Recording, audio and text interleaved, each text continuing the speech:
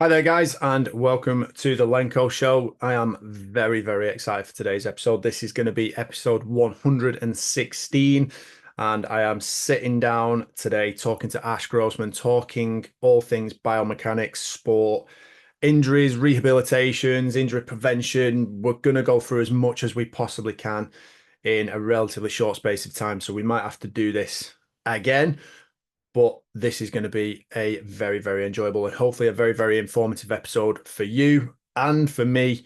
So let's get on with it. Ash, welcome to the show. Thanks for coming on. Hello, thank you for having me. Glad to be Um, here. First off, just sort of, if you can, just explain sort of your role, what you do, and the role of biomechanics. I know it's a pretty big subject, but in break it down in any way you can. Sure thing. Yeah, I'm Ash Grossmann, and work-wise, I am the founder of a company called The Training Stimulus. And The Training Stimulus is a business. Its primary focus is educating personal trainers, coaches, and manual therapists. So we get a lot of physiotherapists, chiropractors, osteopaths in movement mechanics. So movement mechanics, biomechanics, very related, is essentially the detailed breakdown of how somebody moves. So, what are the specific movement qualities that underpin any type of movement? How can we interpret what we're seeing? And how can we change and upgrade somebody's movement patterns for whatever reason, whether they're injured and we're rehabbing them, or they're performing at a high level and they want to get to an elite level? The principles and the science is the same, but the specific strategies and application vary slightly. And how did you get into that? Were you like primarily a physio to start with? Were you a coach beforehand, and then it's just kind of naturally evolved into what you do now? How did it start? So I think, like everybody who works in this field, I had a injury story myself, where when I was 14, I had a neck and shoulder injury from playing rugby, and saw a physio, got some, all the standard treatments: massage, acupuncture, ultrasound, shockwave therapy, all that sort of stuff. And I would feel better, I would play, the injury would reoccur. And that cycle continued for about 10 years. And it probably went on for so long because it wasn't that bad. I was never out for months. It was always a matter of weeks, like 2, 3, 4 weeks, never really much more than that. But I then started a corporate job in my 20s, and I would basically not do my job and just be reading stuff about fitness on the internet. And I was still playing rugby at that point, and I had another flare up of this injury, and it would always stop me training properly in the gym as well. Like any pressing movements or pull ups or anything like that would aggravate it. And I just started doing my own research and basically realized that there were people out there who understood these sorts of issues and had alternative ways of treating them compared to the standard, physio, osteo, chiro way of doing things. Because in that 10 years, I kind of saw everybody. I saw all different types of specialists, or shoulder surgeons, got MRIs a lot, and no one could really give me a good answer or make any lasting change. I'd get short-term symptom relief, but never actually address the root cause of the issue. So I basically then set about learning as much as I could about it. And that's what led me to CrossFit, actually, was through Mobility WOD, Kelly Starrett's original Yeah. website, with all the foam rolling, lacrosse balls, and all that sort of stuff. And the notion that you could improve the way you moved, and mobility was an important thing, but enabled your athleticism and training for performance rather than just aesthetics, which was the majority of fitness information at that point in time. And yeah, I basically went further and further down this rabbit hole to scratch my own itch. And a few years into my corporate job, I realized I didn't want to do this forever. I wanted to do my own thing. And I just thought, there's enough here to make a business out of this. I'm sure there's a lot of people in the same situation as me who are really frustrated with their injury, not getting the answers they want, and they want to train or play their sport without being held back by these frustrating injuries. So that's when I switched to career in fitness. I basically started shadowing, doing work experience, got qualified as a personal trainer, as a movement specialist in functional therapy and functional performance, did a bunch of mentorships under people who were well qualified in this area, and started practicing this. So I would work one-on-one with athletes and sort of built a bit of a reputation in CrossFit because I worked with some decent athletes. And then people just started asking me to teach them. So I worked at a gym where there was like 45 different PTs. There was a huge gym in London. And I would have my clients doing all these weird and wonderful exercises. And everyone was just looking across this big gym floor like, what the fuck is that guy doing? And so then people got curious about it. And I ended up training a few of the other PTs and helping them through their injuries. And then they started asking, like, can you teach me what you know? And so I started some informal mentoring, just teaching them, kind of in PT sessions, basically. And then as more people started asking me, I basically started defining a syllabus as I would have liked to have learned, because everything I had was kind of in different fragments, piecing it together from different people and different systems. And I co-host a podcast called the Lunge and Lift Podcast. And one of the listeners from that podcast actually messaged me from Pakistan and said, do you offer any education? I'd love to learn from you. I like the way you break things down. And so that was kind of the kick up the bum to say, I should formalize this into a proper syllabus, because there's obviously demand for people who also want to do this. And that was about 2021, so not a million years ago, but that's when I started really solidifying things with the training stimulus and creating a mentorship, a formal mentorship to teach these people those things. I think all the best things seem to start with curiosity, don't they? Yeah, definitely. What did you find was just with regards to your own injury, what did you find was the specific issue you were having? So for any rugby players that are listening, or any American football players that are listening, neck and shoulder pain, like very, very common, like something that I think if you play a contact sport or not a contact sport, but a collision sport like that, you're going to have it at some point, most likely if you play for long enough. So what was your own specific sort of situation and circumstance? And then are there any sort of similarities or continuations that you see through those specific population groups that play those sports as well? For sure. So my situation, I basically had a whiplash-like injury from a maul collapsing on my neck. So I had about 4 or 5 blokes basically knock my head to the side quite quickly. That sounds fun. yeah, my idea of a fun Saturday. And the consequences of that would be that my neck would lock up. So I'd get spasms in my trap and be unable to turn my head, and any shoulder movements would become painful. And this carried over into, like I said, upper body gym training. So any vertical pushing or pulling, I'd get the same symptoms. My trap would basically spaz out, and I couldn't get it to calm down, even with all the stuff that everyone prescribed to me. And if I could get it to calm down when I was doing those exercises or made a lot of tackles in a game, it would come back, and it just never felt like it was sitting quite right. And basically, the thing for me that made the big difference was getting my thoracic spine moving better, and as a consequence, getting my lat to engage better. So for all shoulder movements, if your lat isn't participating enough, other muscles of the shoulder are going to have to kick in. And because of that traumatic injury to my neck, there's like a level of paranoia that my body wanted to protect. So if it felt threat to that neck and shoulder area, the trap would just tighten up to brace and protect, because it didn't feel stable. So once I started getting the stability from another part of my body in the shoulder, those movements then unlocked, and I could do them without that paranoid spasm reaction. So it's more a case of getting that thoracic mobility back, and then having that stable platform that you lack can actually then start to function. And because when you think about, I mean, it's a big muscle, it's a strong muscle. Yeah.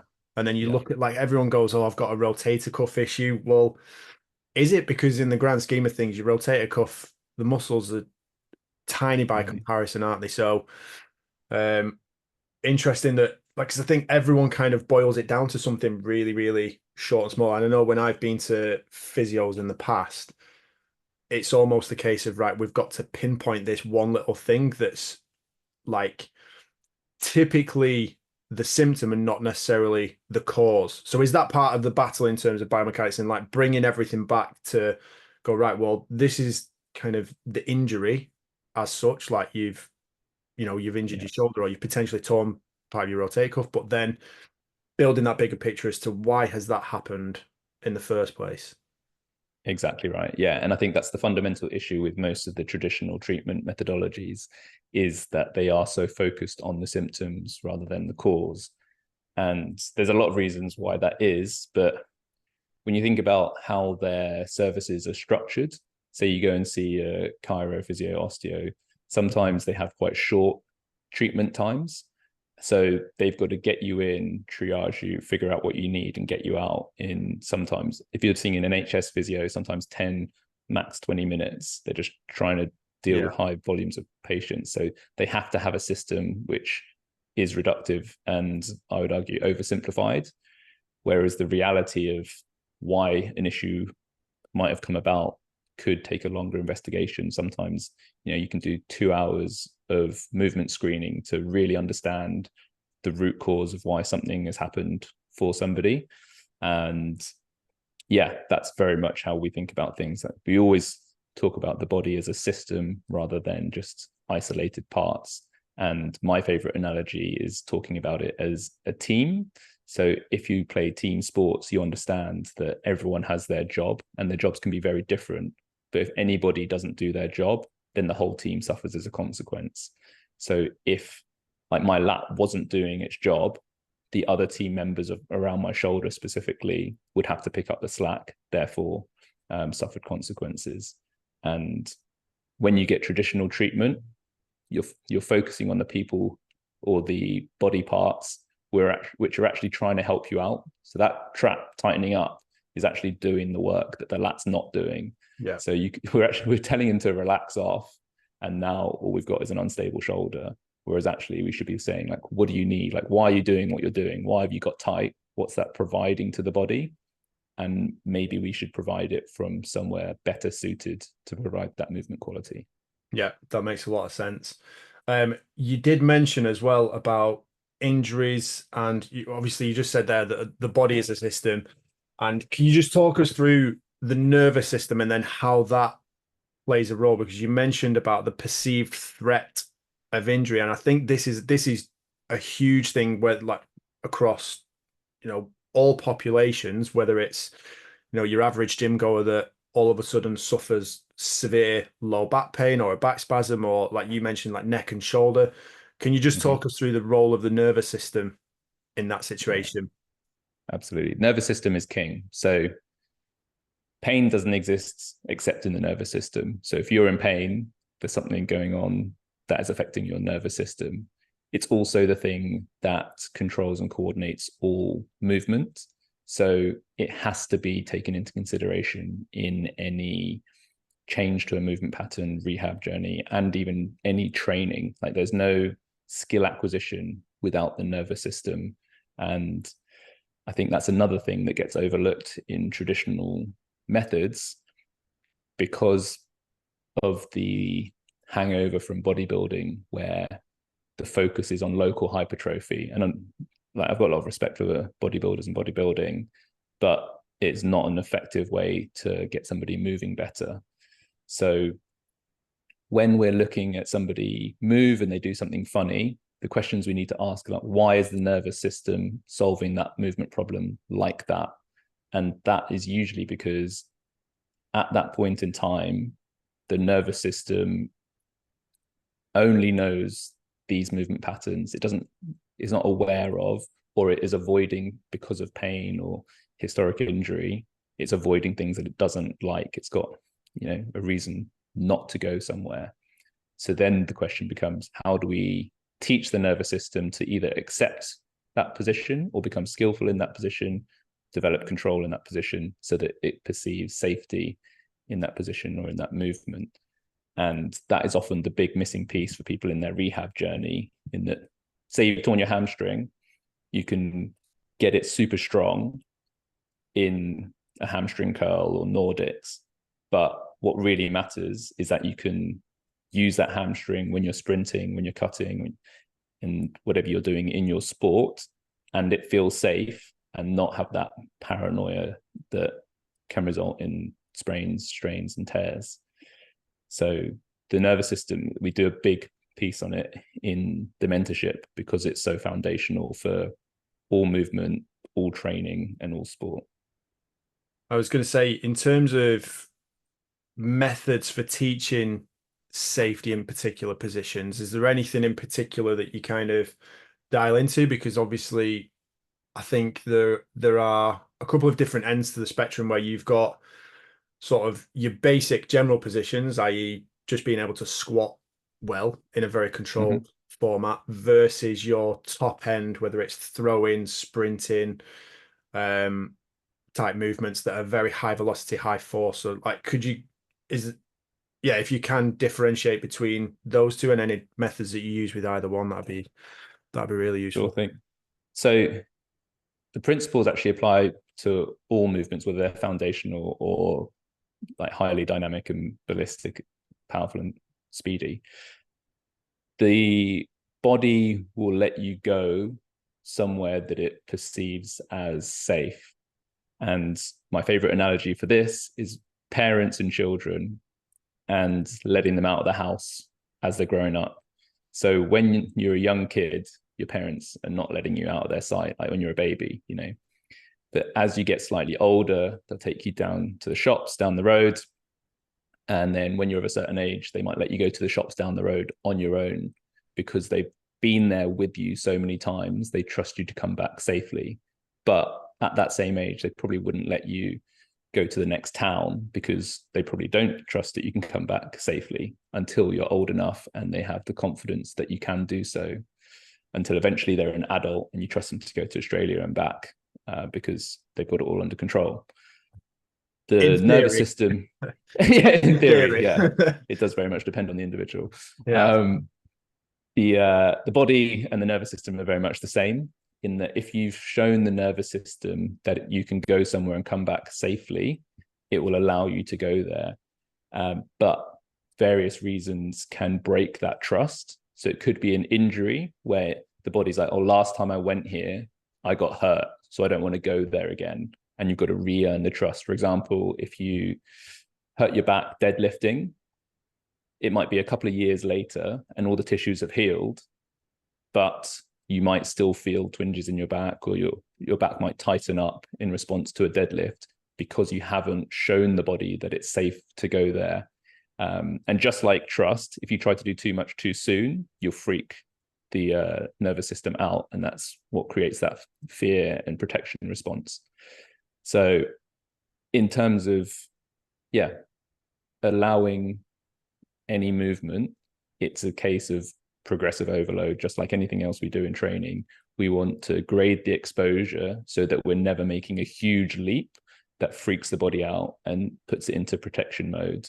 And that's what allows people to do like the crazy athletic things that people can do, is that they've built up to that over years, you know, like sprinting world records or javelin world records. If a normal person tried to put themselves in that body for a split second, they would freak out, and you know, something would sure. This is something that's always fascinated me, this. So in terms of a human experience, imagine if you could build like some sort of cyborg, like an Iron Man type suit that you can then like, I mean, I think Iron Man might have been the thing that actually sparked this idea in the first place. But if you could just be in that suit and then have that suit programmed to run, like let's say run 100 meters in like 9.9 seconds or less than 9 seconds, or like 50 miles an hour, or whatever it would be, what would then be the consequences when you got out of that suit? What, just that like general theory, like what would you anticipate? If you couldn't hack it, like the speed and force that would have to go through your joints and tissues would be far in excess of what anybody has experienced, like even Usain Bolt, to cut that much off a 100-meter time. So I wouldn't expect the tissues to hold. Like Usain Bolt was obviously have a much better chance of tolerating it, but for most people, just the speed of lengthening of those muscles, you would expect at least a muscle tear, something along those lines. But the range of motion also, like to run that fast, if you look at the positions top sprinters get into, most people have never experienced that level of difference between their hips, like one in such big flexion, the other in such big extension. Most people can't get close to that. So doing that at speeds, some of your shit's going to tear for sure. I don't think I'd be expecting the person to get out and be able to stand up afterwards. I think it'd be, because I've always thought like when you had these medieval stretching racks, and it's, you know, essentially if someone was really struggling with being really stiff in one position, like if you just force them into that position, it's like that would be counterintuitive to the problem that you're trying to solve. For sure. That was just a random general wondering for me there. With regards to something like low back pain, then what would be sort of the typical things that you'd expect to see from someone that's kind of struggling, like because I think the majority of low back pain in the first, like we just covered, like pain is all psychological. But what do you typically see as the mechanisms that would cause it and then impact someone on a consistent basis? Because I think it's probably one of the most debilitating common things that people have going on, just due to the nature and the structure of the joints and everything that goes around it, and how power has to flow through there. So yeah, if you can go through that a little bit, that'd be great. For sure. So lower back is a big topic, and I don't want to give the impression that there's simple fixes that are appropriate for everybody who experiences lower back pain. We actually recently did a lower back masterclass where we did an hour on it, and even that is just scratching the surface as to the potential causes and solutions. But I can give you a couple of general principles and guidelines. So the lower back, the lumbar vertebrae, as compared to the thoracic spine, for example, the vertebrae are much bigger and actually slightly closer together than the vertebrae of the higher end of the spine. And this means they're stronger, more stable, but also have less available range of motion. So if you do a side bend, or if you just flex the spine, more of those degrees will come from the upper part of the back by design. When we get lower back injuries, it's usually because we're asking for more movement than is ideal from the lower back, because we're not getting enough movement from somewhere else. And whenever that's happening for a body part, our first suspects are always the nearest neighbors. So if we look at the lower back, we're looking below at the hips. So most people who get lower back issues will have some level of dysfunction in the hips. And the other reason for that is that the hips and the glutes are the biggest, strongest muscles in the body. So if they're not doing their fair share of work, we come back to that team analogy, there's a big load of work that needs to be picked up elsewhere. And the lower back is somewhere where it can be picked up. So if we're not able to create powerful hip extension in the hips, we can compensate somewhat by extending the back for it. So when we're looking at why is the lower back getting overloaded, we can look at the hips, and generally the ability to hinge is a big one, especially if people are doing their back in deadlifting. But the other one that's slightly more surprising as a common cause is poor foot mechanics. So if somebody's very unstable in the feet, they don't have good pronation and supination mechanics, all of that stabilizing workload has to be dealt with and soaked up somewhere else. And the further it goes from the floor, the worse it gets. Think of like an earthquake in a skyscraper. It's bad on the ground floor, but it's terrible on the top floor. So the sooner we can soak up those vibrations, the better, and the less work there actually is to do. So if we're shaky through the foot and ankle, then by the time it gets to the hip and lower back, there's more work to do. And that's another reason why the back can get overloaded. Yeah. I definitely think that not enough attention gets paid to the feet, especially when it comes to athletic populations. Like I see people coming into the gym wearing squidgy soft running shoes, and I'm like, you're about to squat heavy and deadlift, and you're wearing a bouncy castle on your foot. What are you Yeah. doing? Yeah. Can you just go through like anything that comes to mind with regards to training that stability in the foot? Because I think a lot of people will generally sort of panic a little bit when they go to a physio or they go to someone that is a trainer or a coach and they go, well, you've got flat feet. And it's like, oh my God, like my world's ending because flat Yeah. feet are terrible. When in fact, like they're actually really, really good for sprinting. They're actually really, really useful. So if you can go through anything that to help those people kind of maybe calm down a little bit and understand that it's probably a blessing in disguise, actually. For sure. Like, so any any dysfunction serves a purpose. So if somebody has flat feet, there's a reason they have flat feet, and it's giving them something that they need. And one of my mentors, Gary Ward, is probably the best person to ask about foot mechanics, but he phrases that better than I did. I'm trying to remember his exact words. It's basically all dysfunction is functional. So you might perceive something as dysfunctional and non-ideal, but actually it's helping you in some way, shape, or form. Like if you go back to my trap that was spazzed out, it's providing stability to my shoulder because it needed stability. So even though it's dysfunctional, it's still helping me out. When it comes to foot mechanics, especially with gym-based populations, people who love their squats and deadlifts, one of the most common things we see is they have poor stability and balance because they do a lot of bilateral training and don't spend much time on one foot, which when it comes to sport is crucial. So one of the things we prescribe a lot is the ankle balance matrix. So we coin a lot of these movements as the stimulus six. And what that means is we go in all three planes of motion and in two directions. So if you're balancing on one leg, you reach the other leg forwards, you reach the other leg back, you reach it left, you reach it right, and then you rotate it left, and then you rotate it right. And building control through all of those directions is a great foundation for the demands of most sports. You can obviously then make it more dynamic. You can add weight. You can do it with lunges. You can do it with hops. But the principle is we're trying to expose our joints, muscles, ligaments, tendons to all planes of motion so that they can experience it, develop control. And that means in that nervous system analogy, we're building trust for our body to go into as many shapes as possible. So when you're out playing sport, you change direction quickly. It's not the first time your ankle has been in that position. Whereas contrasting that to like traditional gym training, where there's a very strict, correct way to do an exercise, any deviation from that strict form is bad. We're actually putting barriers around our bodies, or we're creating a narrower comfort zone. That's a better way to phrase it, because the body becomes very strong in a very specific position.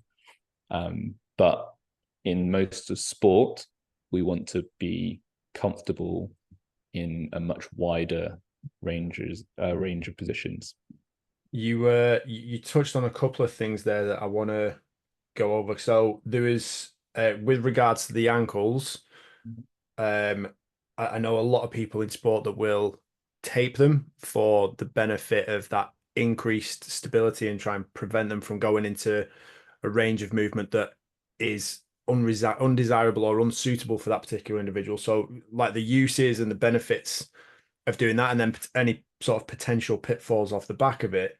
And then you also touched on something else, which was, I think, quite a big topic for athletic populations. So modern gyms and the way they're set up, particularly sort of the health club set. So I previously worked in a health club where it's, you've got the weights area, all the machines, all the bodybuilding type equipment. Then you might have a functional zone, but then you've got like your pool, sauna, hydro pool, all that kind of stuff going on. And just the suitability of those gyms in accordance with, I would suggest, proper athletic training rather than just bodybuilding. So, like, we've got a population now that is, I think, the vast majority are severely dysfunctional to the point where I think pretty much everyone at some point in their life is going to experience some sort of chronic pain as a result of, well, probably improper movement based on the way that they have trained and the way they have exercised. And I think one of the things that I've noticed since moving to a different gym, which is much more suitable to strength and conditioning, let's say it is literally, it's a CrossFit box, so there's a lot more space to move. You can do more dynamic movements. There's less reliance on that sort of fixed equipment that says you will move like this through this range. Just kind of touch on and break down some of that for us. Awesome. Great question. So I'll do the ankle taping ones. That's first, as faster to answer. So with most things, it depends. So it depends on the situation the athlete is in and their intention for why they're taping. If they've just sprained their ankle and they're trying to survive a match without damaging it further, then absolutely, I think taping is a great thing to do to prevent them going into that injurious range of motion and exacerbating potentially ligament damage that's already existing. Where I'm not such a fan of ankle taping is always, all the time, and in training as well. So if you're in a safe training environment where it's unlikely you're going to go over your ankle, you're removing the requirement for the ankle to stabilize itself and build that trust through exposure with the nervous system. So if you're always doing the stabilizing with the tape, why would the body ever develop its own intrinsic stability? It's like if you always walked with a crutch, why would the leg you're protecting ever develop any strength? Yeah. So I suppose it's a little bit like, sorry to cut you off. It's a bit like old people, isn't it? Like where the more you do for them, actually the more you hinder them. So like, make them go, make them go and serve you. Go and get me a drink. That kind of 100% stuff. spot on. Like it's use it or lose it in most movement qualities. So that's where I think it's a bad idea. But yeah, there's always shades of gray. And in that acute, immediate, I need to get through this game situation, then the protection it offers can be useful. Like I tore ankle ligaments and was taping for a while every time I played. And I think psychologically, it also gives you a boost to know that you're protected against the bad thing happening that you're worried about.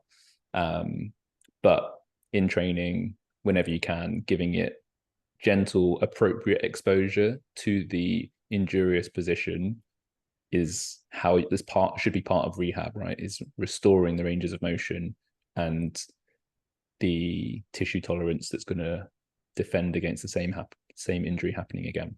Yeah. So yeah, that's ankle taping.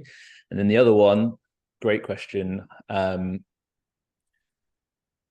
to start? So I could talk about this all day. This is something I think about all the time. Big topic, isn't it? Big topic. Yeah. So gyms have been designed iteratively. So they have basically been one step change at a time. So the original gyms, very bodybuilding focused, very aesthetically driven, lots of fixed machines because they're great for local hypertrophy of specific muscle groups. And then it slowly evolved towards more open functional training gyms. And your questions around that, how well they serve athletic populations and athletes, right? Yeah.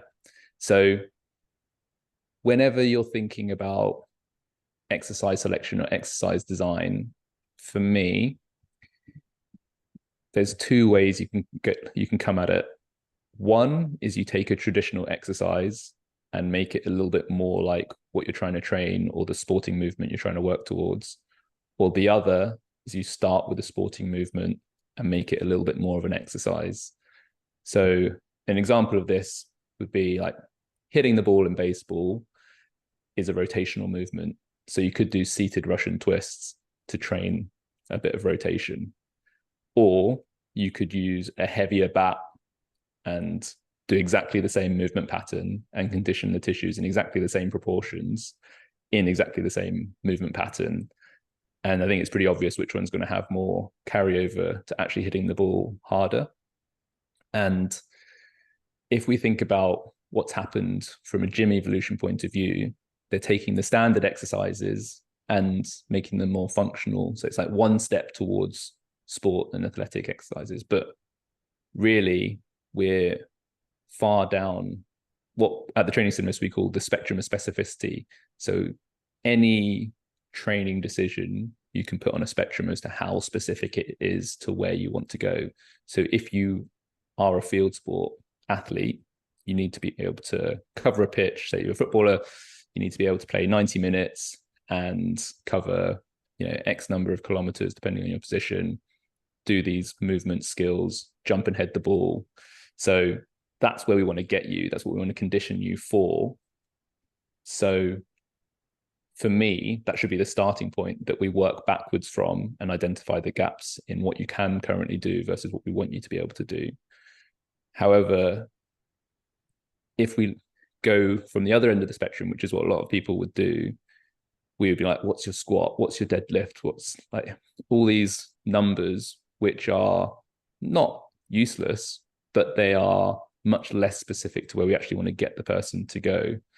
So I guess for me, depending on what we're training an athlete for, would be the first thing we identify. And this is where old school sports training is superior, in that there's a lot more just field-based training, a lot more just running, turning, jumping, all that sort of stuff, which is much more like the sport, and not just gym rats who are great at exercising, but that performance doesn't necessarily carry over to the sport. And one of the things that really hammered this home for me actually is I've got a lot of mates from school who are really sporty, but are just not that interested in gym, which I find weird. And I've also got a lot of mates from fitness who are really good at fitness, but not that sporty, which I also find weird. But from my perspective, it's been a great experiment to see unfold as we've got older, in that the sporty guys who aren't interested in gym hold up better in sport than the gym guys who occasionally play sport. And it's because of this specificity, in that, say they're a squash player, they played squash their whole life for 30 plus years. Their body, their connective tissue, everything is used to the movements of squash. So it's very resilient against them. Even if you train for CrossFit 3 hours a day, that's still not giving you that specific preparation for the demands of a very demanding sport like squash. So you go and play an hour and a half of squash, your body's like, what the fuck just happened to me? Like, I can't handle this. And they get hurt. And I think that just showed me firsthand, like the different, like the opposite ends of the spectrum. And if you really want to prepare somebody for something, it should look a lot more like that thing you're trying to prepare them for, as a general rule. Yeah.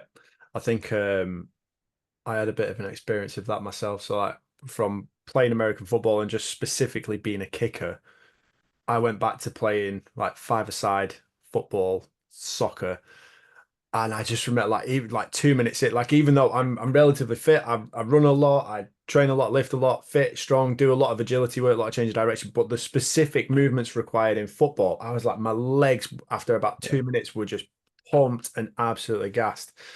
And I do think that's where like a lot of gyms went, because they lack that space.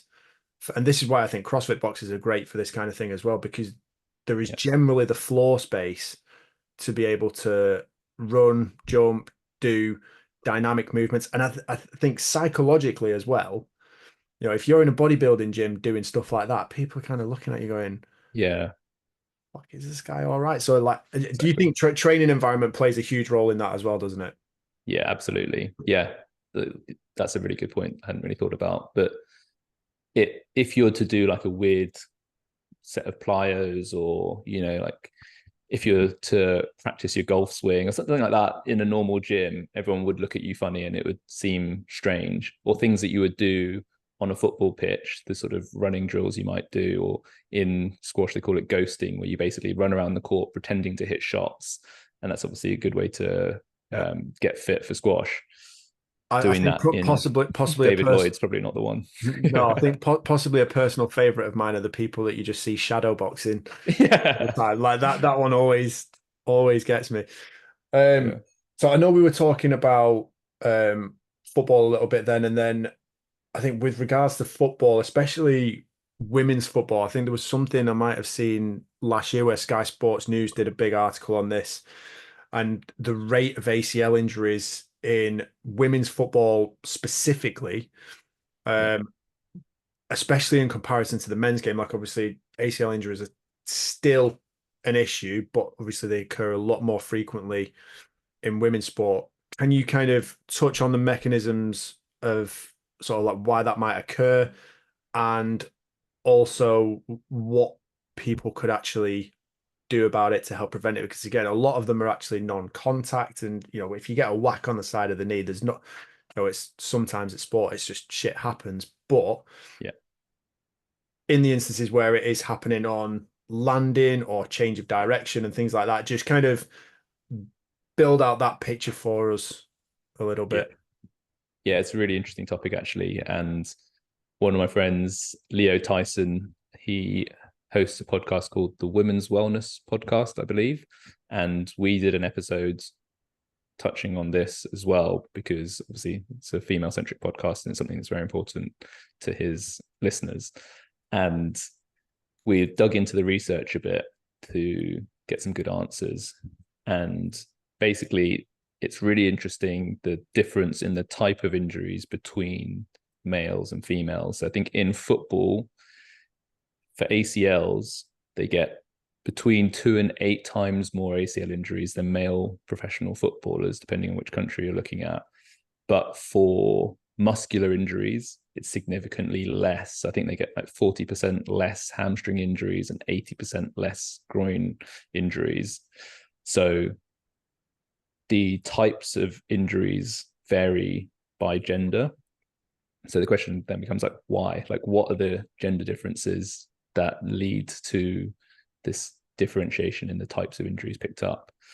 And yeah, maybe I'll get cancelled for talking about it, but there are Not on this show, differences you between won't. men and women. Yeah, Not there are on this differences one. between men and women. Don't worry. There I are was going to say, I significant. just wanted to preface this with, in this company here, you are perfectly safe. This is a clean environment to be talking about this, because Yeah. I think, like, personal opinion, the world's going a little bit crazy. I mean, there's actually a male athlete competing in the female, is it the 400-meter sprinting in the Paralympics at the minute, which is Lost like track. the whole, like, I recorded a separate episode on this, but in terms of the IOC regulations and what they actually permit as, fair for someone to compete in a certain biological category, I think is completely warped at the minute. So if we can kind of get down to the data and the actual science and the real life evidence of Yeah.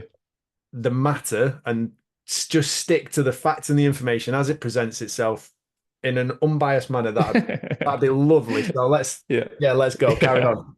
Yeah. So yeah, the differences for XX versus XY individuals. The key ones are, one, the Q angle. So women in general have wider pelvises than men. And so this means the angle that the knee will naturally sit in sits more medial. So it sits more towards knee valgus, which is the position that ACL injuries happen. So just positionally, from an anatomical point of view, they're closer to getting an ACL injury all the time because they've got wider pelvises to facilitate childbirth. The other thing, which I think is more interesting or more surprising, is the hormonal impact.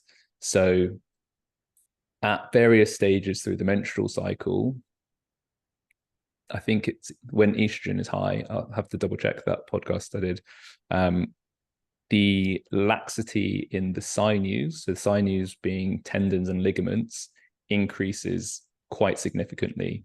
So in one study, the patella tendon was anywhere between 1 and 5 millimeters longer at some stage during a woman's menstrual cycle. So that means those sinews are giving a lot more slack to enable more range of motion, which means, I think the analogy we were talking about was for your seatbelt. When you have a crash, it bites and it stops you flying into the steering wheel.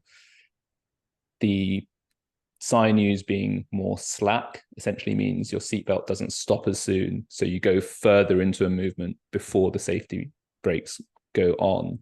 Yeah. And that's obviously going to lead to a lot more injuries because the brakes are not applied as soon as they would be in a male athlete.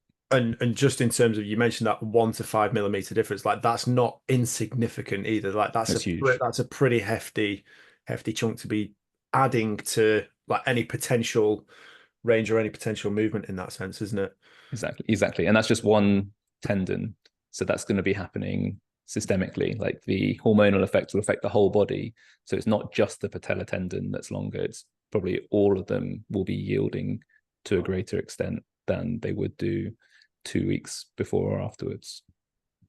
I think did you say it was 40% less muscular injuries as well? 40 to 80, depending on which ones. Yeah, it's 40% less So hamstring. Yeah, 80% less groin. is like I think I've got a rough guess, but would you say is that down to, actually no, I know exactly where I'm going to position my answer on this. Would you say that's down to overall force output and the amount of power they're able to apply and the speed at which they're able to operate at, or with regards to differences in skeleton, hips, joint positioning, is it down to the positioning? Or is it both? I'll give you the safe one. Both. I hadn't thought about the difference in force production, but yeah, you big sexist. It's Sorry. they do produce Bigger. less force. But I think there's actually an option C, as I see it, in that because of this predisposition to greater range of motion and flexibility, their muscles don't hit their end range as soon, if at all, in a lot of circumstances. So that's why the muscles don't strain and they land on the sinews instead. So everyone's probably seen somebody, generally like a flexible female, fail a squat, and she gets all the way to the bottom and there's like a little bounce, but there's no tension, and then she bails out of it. And her muscles are elastic bands that haven't ever hit a long enough length to create tension, whereas a less flexible male won't have the same range of motion and will hit the maximum tolerable muscle length sooner, which is good for power and force generation when it's in a comfortable range. But that means that range can be exceeded more easily, which I think partially explains the reason that males experience more muscular injuries, because those muscles, get asked to lengthen too much sooner as compared to the females, where their muscles haven't hit maximum range, so they just bounce off their tendons and ligaments. I really like that way of thinking about it, actually. That's a really useful insight. In terms of any slight differences or modifications that those specific populations should make with regards to their training to it kind of mitigate that risk of injury, is there anything that you would advise males to do, and anything in particular advise female athletes to be doing? Yeah, good question. So in general, the principle is, if you know what the likely mechanism of injury is, you should train that to build tissue tolerance for it. So if we know ACLs go, and a lot in female footballers, and we know they generally go in a position of knee valgus, we should be building strength, tension, and control when we access that knee valgus, because it's going to happen. So we might as well be strong and stable there and develop some of that tension that might be lacking. So that means doing lunge variations or change of direction drills where we access the position in an appropriately graded exposure and build it up over time. The other thing that could be useful for this building of tension would be tempo reps. So in strength training, making sure that the athlete can change direction. So if we're, say, doing a squat, we don't want the athlete to only be able to stand up a squat from the very bottom. So they could do a quarter squat, a half squat, a three-quarter squat, and then a full squat. So they're building the ability to decelerate, break, and stop before any of those ranges of motion. So those would be the things that immediately jump to mind for female athletes. And then for male athletes, it's the complementary opposite, in that we want to teach those hamstrings or adductors to be long and strong rather than short and strong. So whatever the positions that they tend to go in, building tolerance. And this is where I sort of diverge from the classic Nordics approach to hamstring training, in that you're never in that position when you're sprinting, running, or playing football, where you're just flexing a knee around a still body. It's always in conjunction with the hip. So yeah, again, the sort of running drills, if you look to sprinting, where you've got all your different A skips and B skips, those sorts of drills I think are phenomenal, and can all be tweaked to have a bias on a specific muscle group. Matt McInnes-Watson is a great guy to look into for plyometric stuff. And in many of his movements, he is biasing certain muscle groups with some sort of hop-bound plyometric movement, which I think has a much better carryover to running and field sports. I think he has one called like a swan hop, where you're basically hinged 90 degrees at the hip and you're hopping. So it places a huge demand on the hamstring, but it's in a locomotive gait pattern. So the carryover again would be much better. So those sorts of things are, where my mind goes initially for prehabbing. Just in terms of, we mentioned about the nervous system, and I think also being aware of where your body is in time and space, being in those kind of slightly weird positions and then having to move, because obviously when it happens in a sporting, like, we mentioned about coming from different types of training gyms and, being in fixed positions and the way that gyms have evolved. But if you were to kind of take the sport and go, right, well, nothing happens in a perfectly controlled circumstance. So what I want to do in the gym with you is kind of bring you into the slightly more controlled realm, but bridge that gap between very controlled and the slightly weird and incredibly random things that you might be exposed to. So I quite like that way of thinking about that, and putting people in maybe even slightly compromised positions, or certainly, like, mentioned there about essentially being in that hinge position and then hopping, like things like that I think they'll be incredibly useful. I think that the last thing I want to touch on for today, because I know we are going to run slightly short on time and feel like we've covered loads already, but it's just that role of fatigue when it comes to the gradual breakdown of the mechanics of movement, like, and how you move when you're fresh versus when you're incredibly tired, stiff. So like the relationship that has with potential injury increase, obviously force output. If you can break that down and dig into that a little bit, feel free to start wherever you want, because I'm sure it's I like this question. So I actually experienced this myself yesterday. I was having a kickboxing lesson, and my coach basically had me doing rounds on the bag with very little rest. And as I got more and more tired, the degradation in my technique and power was significant. And I was going to say, I know that the bag doesn't fight back, but did it start to win a little bit? It was winning by a long way.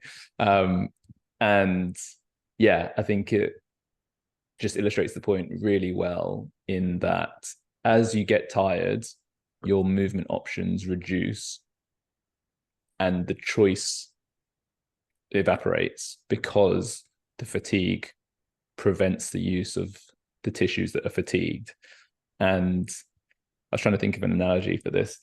And if you have a business and say you've got 100 people working in the business in all the various different departments, you want them to do a lot of work. So you get everyone working 16-hour days for weeks or months on end. Eventually, people start getting burnt out and sick and taking time off. So now you've got less people to trying to do the same amount of work. And not only is it less people, but the wrong people are doing the wrong type of work. So you might have your cleaner doing your client meetings. You might have your IT guy doing your sales calls. So they're not fit for purpose. They're not skilled in that task. And the same thing happens in our bodies, in that, if in kickboxing, for example, legs are tired, so I'm not moving my feet as well as I should, so I'm in bad positions. So now I'm overreaching to throw punches, I'm doing too much with the arms, so then now I'm much more likely to overload my shoulders because I'm not getting any power from the lower body or the trunk. And this is a great recipe for overloading tissues that are not suitably conditioned to do a lot of work. So another way to think about it is that everything is closer to its breaking point. So the main muscle groups and joint areas have done close to their maximum tolerable amount of work. So they're closer to getting injured because they're about to reach breaking point. But you're now asking other parts of the body to do significant pieces of work that they're not conditioned for. So they're going to get close to that breaking point sooner as well. The difficult thing about this is that some level of fatigue is necessary to create a training stimulus. So just like most things in training, the dose makes the poison, and that you need some steady, gradual exposure to the fatigue to build the resilience against the fatigue. But ideally, that's not happening in a competition setting. So I think that's where a lot of these things happen, in that, it's the last 5 minutes of the game and it's a 50-50. You got to get to the ball first. And so you just give it everything you can. You reach and get the job done by any means possible. But you probably do it in a non-ideal way. And that can be sowing the seed of a compensation pattern, which comes back later down the line. Yeah, I think first off, that's an outstanding analogy. Thank you. That's the business. I love the idea of the IT guy running the sales calls. Yeah. My follow-on question from this is sort of, how useful is it to train whilst fatigued? So obviously, like, I'm thinking about this in a scenario with not necessarily beating someone to death and going, no, you must continue to squat your 1 rep max when you're completely exhausted. I'm thinking more in terms of, how useful is it to then kind of dial things back with regards to the overall speed and force output, to then think and work a little bit harder on controlling the movement and still performing the skill, if that makes sense? Because I think, obviously, with regards to some of the work I do with a lot of my athletes, like, it is kind of, you look at the last 10 minutes of a game or the fourth quarter of a game and the final parts of your performance where, essentially it might be on the line, and your difference to tolerate that build up level of fatigue and still be able to perform and execute might actually make the difference. So what's your thoughts on that? Yeah, it's a great question. And I think to bring it back to my kickboxing experience yesterday, I was conscious in the last 1 or 2 rounds of how badly I was kicking and punching, and just thinking, this is probably counterproductive. I'm now ingraining bad technique to just continue going on. So a question I always get my students to ask is that, whenever you're making a training decision, it's like, what is the training stimulus? It's one of the reasons why the business is called the training stimulus. What's my intention for this session, for this exercise, for this rep range, for this duration? And when you think about those last 10 minutes of a game, or those last rounds, you want to be performing the skill after all the work that's gone before it. And the skill under fatigue is almost like a different skill to the skill fresh. Yeah. And I've done a lot of work with CrossFitters, and this is a huge part of programming for them, in that you might need to do a 1 rep max snatch when you're exhausted after a huge workout. So you almost treat that skill under fatigue like its own skill. So say you can snatch 100 kilos fresh. We need to find out what you can snatch when you've done some cardio intervals. So we would do sessions where it would be like 3 minutes easy on the bike, 3 minutes hard on the bike, then some moderate to heavy snatches. And if you hit them, then you can go up. So you maintain the intensity on the bike. So you maintain a constant level of fatigue going into the snatches. And then we see where does the skill start to break down. And we've now identified a threshold to work at. Just like if you're doing running intervals, if you're doing 400 repeats, at some point your running form starts to break down. And a lot of like track coaches would say, session's over now. We're not going to ingrain bad running form. So we can do exactly the same with a specific skill under fatigue. So whatever your sport is, whether it's, throwing punches and kicks, you can try to control the fatigue going into a round of the skill and work at that threshold just below where things start to break down. And then we develop the capacity to execute with good form under a level of fatigue and progressively overload that, just like anything else. Yeah, I think that's brilliant. That's perfect. I think we're pretty much there for time now. So what I want to do is just say, first and foremost, thank you for coming on. It's been an education. It's been a really, really good chat. Hopefully there's loads of, I'm sure, well, no, I know for a fact there's loads of good stuff in there for everybody that's listening. So thank you very, very much for that. If you don't mind, just let everybody know where they can find you, where they can follow you and check out more of your stuff. That'd be great. Well, thank you for having me. I've really enjoyed the chat, and we'd love to do a part 2 at some point. In terms of, I think we'll have to. yeah, yeah. There are too many questions. Yeah, I'd love it. In terms of where to find out more, my Instagram is probably the place where I'm most active, which is ashgrossman.coach. And the training stimulus is the_training_stimulus. And we have a website, thetrainingstimulus.com, where there's a bunch of resources, blogs, and free masterclasses. And our YouTube channel is a new priority where we're uploading a lot of our old content from various different places. So you'll get a variety of shorts and reels, but also everything from like 3-minute breakdowns all the way through to 1-hour masterclasses. So if you're interested in this stuff, there's a ton of free bits you can get there. Outstanding, mate. I will put all the links for everybody with regards to where they can find you. I'll put those in the show notes so you don't have to go searching too hard yourselves. I'll put them all in there for you. Thank you again for coming on, mate. It's been a pleasure. My pleasure. Thank you for having me. Have a great day.